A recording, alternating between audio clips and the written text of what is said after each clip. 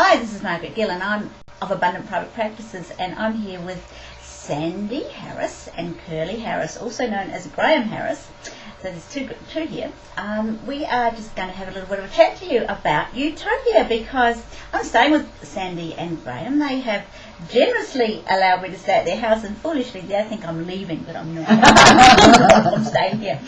But we've just been, in the time that we've been sitting around having lots of cups of tea, we've been sharing what it's like at Utopia and what we got from it. And we just thought we'd do a little video for you to share what we got out of Utopia and what you missed out on if you didn't come, and to remind some of you what it was really like, because I'm sure by now life is taking over and we don't want that to happen. We want you to stay in the utopian energy. So lovelies, Sandy, I know that you had a good time at Utopia. What was your favourite moment, do you think? I know there were lots. Oh, there were lots, Mark. It's very hard to choose. I think generally for me the most beautiful thing is being immersed in that energy and with beautiful like-minded souls. So there were wonderful experiences throughout the whole weekend, but I just love being in that space where I can just relax and be me and feel enlivened, and hanging on to that when I come back into my reality, my real world, is what I'm working on, and I'm loving it. Because we are in the real world at the moment. We are in the office of relationship mechanics. We are. We are in the lube bay. And behind us, you might notice that we've got the lovely Curly. Now, before I know what Curly's going to tell you about, so because he got very excited about what happened on Sunday morning, so I'm just going to tell you a little bit about what happened. In that relationship mechanics did steal the show a little bit on Sunday morning and Saturday night. They got the drumming circle happening on Saturday night, and I think there were 50 of us, weren't there? Yes. Drumming, including me. I got the dunduns, which are the ancestors. I was dunduning away there. And they did really steal the show. And on Sunday morning, Curly went into a bit of a trance, actually, and took the whole room into a beautiful healing space. And Sandy was there. She was doing her thing. And we'll get you to share a little bit about that too, I think. Oh, look, to me, I think it was just the greatest journey that I've ever experienced. I didn't think money could buy something like that. You know, I thought, going to the moon in this millions of dollars business to go to the moon, and actually we went to the moon for about $500. And it was an experience of a lifetime. That sort of power, that sort of energy of everyone working together, and everyone. I think the pure intention of everyone that was there, wanting to move stuff, prepared to move stuff, and did move stuff. I think it was phenomenal. The journey that everyone went on, holding hands and being guided was one of the most amazing experiences that I could have ever asked for. It will live with me forever. Yeah, it was just amazing. Yeah. And not to give too much away, but we went into the Sunday morning was about healing. It was a group healing, master healing class, and all of the presenters were doing their beautiful work with the group on, and the drums, relationship mechanics at the back started this heartbeat through the drums, and it just worked through the healing that went on. Susan Joy Coombs was chanting, which was, if you've ever heard her do that, it just makes the hair stand up on the back of your neck. We had Patrick Ziegler going around the room doing his beautiful Seikam Reiki. We had Leah Scallon channeling the sounds of Sirius, which was pretty amazing. And all of a sudden we heard from the back of us, relationship mechanics kicked in with a bit of a more, what would you call it? I reckon it was an energy shift. It was an energy. They definitely changed gear. There's nothing wrong with their gearbox.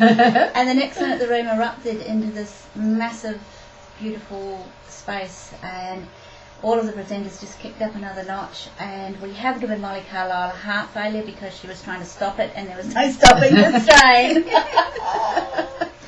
No stopping the train. We might add that Molly was the time Nazi that we absolutely cherish, because somebody has to do that job. Yeah, somebody kept us on track. So just in your memory of the weekend, what were your standouts apart from the amazing work that you guys did? To me, it was the way that it built. Yeah. Okay, it started off at the bottom step and got to the top step by the day it was supposed to get to the top step. The transition in the journey, the way that it was just moved nice and steadily, up and up and up and up and up, and with huge amounts of information. I think the presenters were outstanding. I think also the coordinators this year felt more comfortable. They'd actually had last year to work out a few of the little bends in the road and straighten those out. So everything went really, really smoothly, except we just probably needed another week or so. We had to come home. We didn't like that. But we brought the energy with us. We can't stay at that place, but we're certainly going to live within that energy for a long time. That's so true. That's so true. What were your standouts? You went to some of the workshops. I know, Sandy, we did Leah Scallon together. Yes, very special time, Marg, being in the presence of the crystal skulls and going through that initiation and meditation process that was facilitated so magnificently by Leah. Absolutely precious experience. I guess too, I'd like to talk about the drumming and the drumming evening, because that was one of the most spectacular drumming experiences, and I've been drumming for over 12 years, that I've ever had. And it was, to me, it was about how open everybody was. Everybody came to that session with an open heart. And it just made for the most beautiful experience, because aside from a little bit of introductory stuff that we did, everybody just played from their hearts, and it came together and sounded fantastic, and the energy was just awesome. And that was just a really special time for me. Because I believe you guys pulled Jeremy Donovan out of his unit several metres from the conference room. It was the comment made from a couple of people about they stepped outside their unit and said, "The drums are calling." And then Jeremy honoured us with his beautiful dance in the middle of the circle, which was fantastic. Yeah, he went in and did it. He just jumped in. All of a sudden, Jeremy was in there, and he was doing. I'm not certain what it was, which animal it was, but there were his little eyes. Just fantastic. Special. It was very special. I think that's what happens, because everyone was working. We spoke early in the piece about everyone staying within their own power. So using your power to create what the Africans told me that I work about. If we stay in our own power and work with our own power with the drums, we actually bring out the spirit of the dance.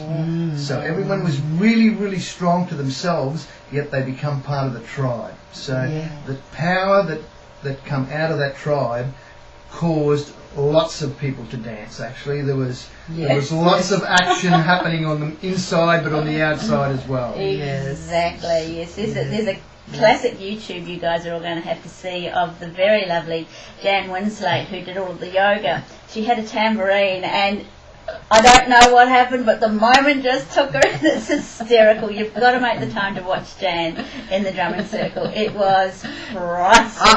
I think she was bliss incarnate. Oh, she was so blissy. But so many happy memories, and I'm still integrating it all and still remembering the things that occurred, but certainly your stuff was really special. And I was on stage when the mass healing went down, and I was joined by Leah Scallon, who just started to mega channel the sounds of Sirius, and I looked around and I could see Sandy was dancing with I'm not sure what you had in your hand, but you were dancing through the rhythm, and Curly had just gone. He was in another planet altogether.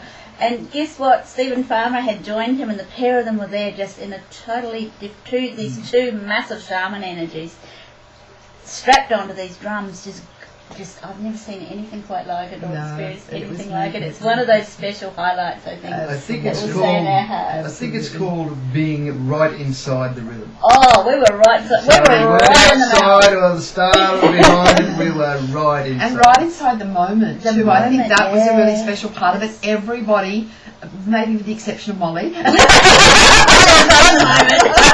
was trying to get it out of the moment. Yes. was just in the moment and Yeah. just allowing themselves to be. Yeah. And that was a very special thing to be a part of. Very, Oh, very it's special.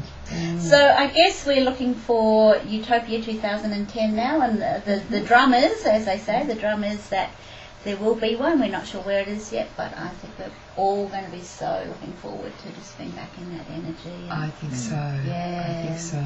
Yep. Yes. So book now. There'll be limited numbers of 400. Yes. And if you want a drum, you're going to have to book now to be in the drumming circle. Yeah. So thanks, guys. Thanks for sharing your time with us today, and Thanks, your Mark. beautiful relationship mechanic office, which we have been having fun in this morning. Yes. And we will see you at breakfast. Lunch, dinner for the next, I don't know, next 8 months maybe. We'll be in your thoughts and your heartbeats. Indeed, indeed. Yes. Alrighty. Thanks, guys.